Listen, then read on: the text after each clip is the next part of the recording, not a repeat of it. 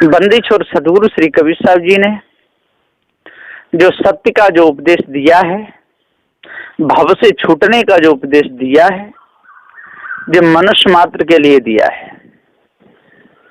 किंचित रहे न कींच, जरा भी कींच नहीं है इसमें, जरा भी कचड़ा नहीं, बेकार नाम की चीज नहीं है।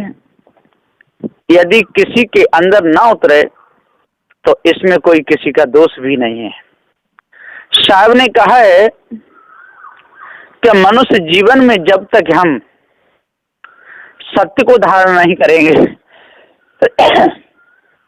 विषय विकारों पर जब तक विजय प्राप्त नहीं करेंगे, मानवता को जब तक अपने अंदर धारण नहीं करेंगे, तब तक हमारे अंदर के विकार पूर्ण मिट नहीं सकते। विकारों को मिटाने के लिए, विचारों को शुद्ध करने के लिए, निर्मल हृदय करने के लिए, हृदय की कालमा को दूर करने के लिए विवेकी पारखी संत गुरुजनों का संग साथ करना पड़ता है। पारखी संतों के सानिध्य में जाकर के उनके विवेक विचार से काम लेकर के अपने अंतःकरण को मांझना पड़ता है। जिस प्रकार से जो बर्तन झूठा हो जाता है उसमें तेल लग जाता है, यदि उसको वैसा ही पानी से धोकर के रख दिया जाए तो उसका जो चिकनापन आ जाता है तेल से, वो कभी साफ नहीं होता। उस चिकनेपन को साफ करने के लिए उसमें राख लगानी पड़ती है, या साबुन लगाना पड़ता है, या पाउडर लगाना पड़ता है, तब जूना से घिस करके उस बर्तन को साफ किया जा सकता है।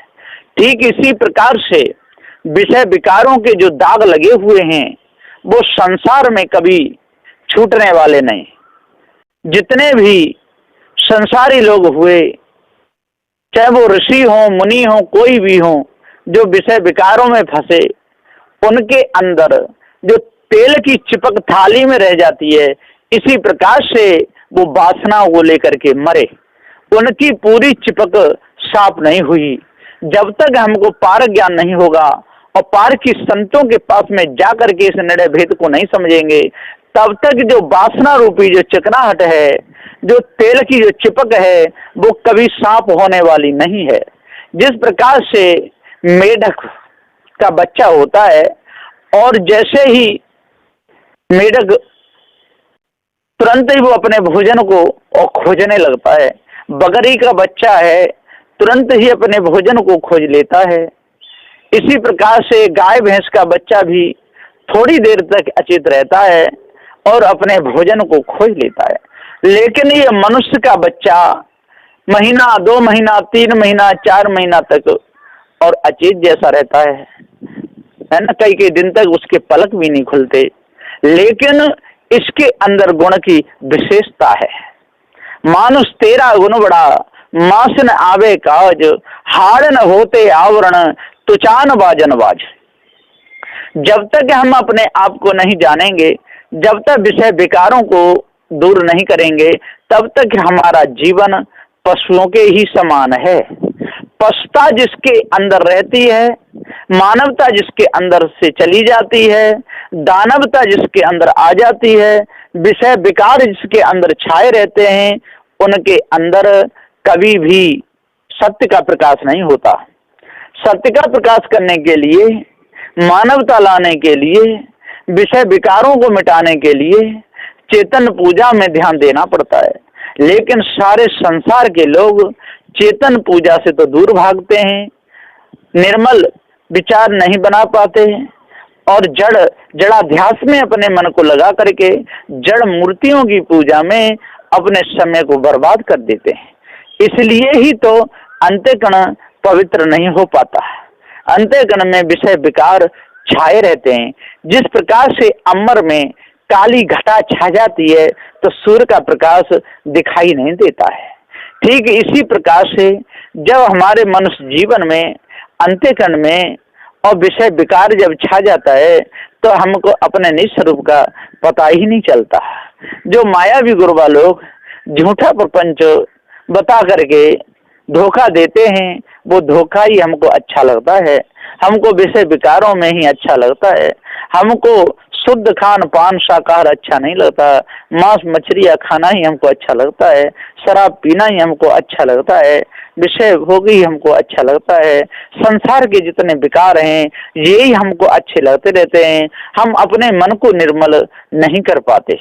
बंदी छोड़ सदगुरु श्री कबीर साहब जी ने कहा है कि भैया जब तक अपने अंतःकरण को पवित्र नहीं करोगे, जब तक विषय विकारों को अपने अंदर से नहीं निकालोगे, जब तक आपके अंदर राग द्वेष बना रहेगा, जब तक आपके अंदर छल कपट बना रहेगा, जब तक आपस में लड़ते और झगड़ते रहोगे, भाई भाई आपस में लड़ोगे झगड़ोगे, पिता पुत्र आपस में लड़ोगे झगड़ोगे, माँ बेटा आपस में लड़ोगे झगड़ोगे, पड़ोसियों से लड़ोगे झगड़ोगे, मानवता आपके अंदर से चली जाएगी, तो फिर आप मनुष्य नहीं बन पाओगे, फिर आप पशु बन जाओगे।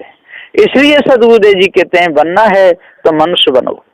मनुष्य ही अपना कार्य संभाल सकता है और कोई नहीं। मानव ही काम संवारता, दानव ना संवार पाए, दानव खोटे कर्म करे और मानुष शुद्ध बना है।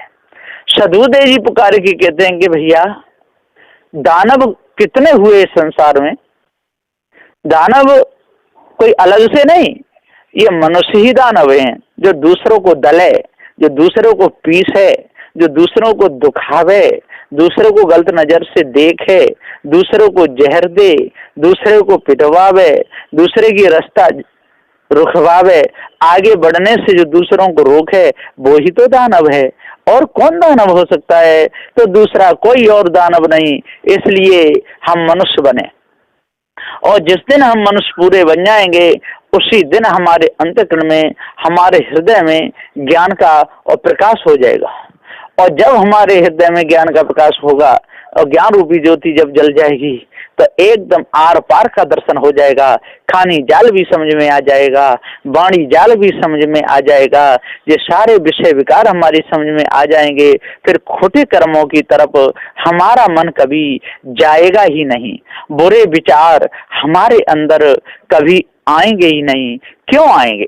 क्योंकि बुरे विचारों को हमने सोचा ही नहीं, गंदे कर्म हमने कभी किए ही नहीं, चोरी की भावना हमने कभी बनाई नहीं, विचार की भावना हमने कभी बनाई नहीं, किसी को दुखाने सताने की भावना हमने कभी बनाई नहीं, तो हमारे अंदर क्यों विषय विकार आएंगे?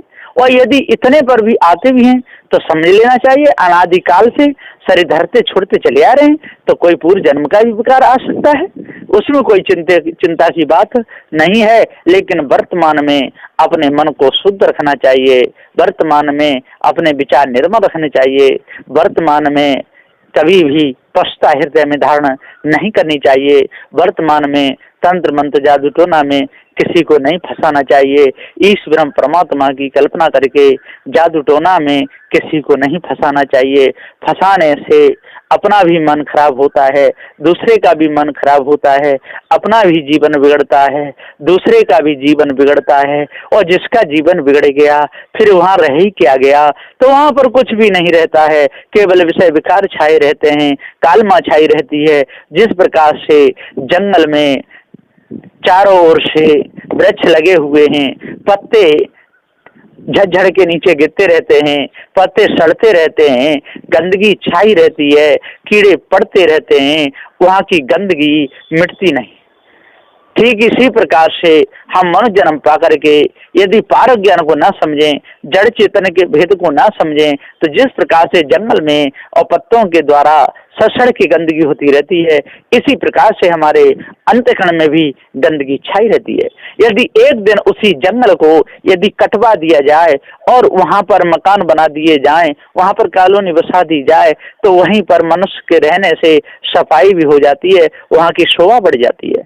इसी प्रकार से मनुष्य जीवन में और पारखी सद्गुरुदेव मिल जाए और जड़ चेतन का पूरा भेद बता दें, तो विषय वासना रूपी जो कचड़ा है वो साफ हो जाता है, भ्रम भूल कल्पना रूपी कचड़ा है वो साफ हो जाता है, अंतःकरण में ज्ञान का और प्रकाश हो जाता है, अपने निज स्वरूप का हमको पूर्ण पता चल जाता है कि हम अजर अमर अखंड नित्य स्वयं स्वरूप अविनाशी चेतन जीव हैं।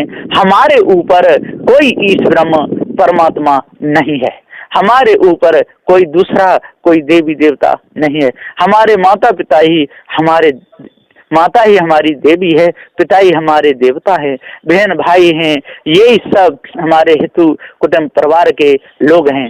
मानवता ही हमारे अंतःकरण को पवित्र कर सकती है।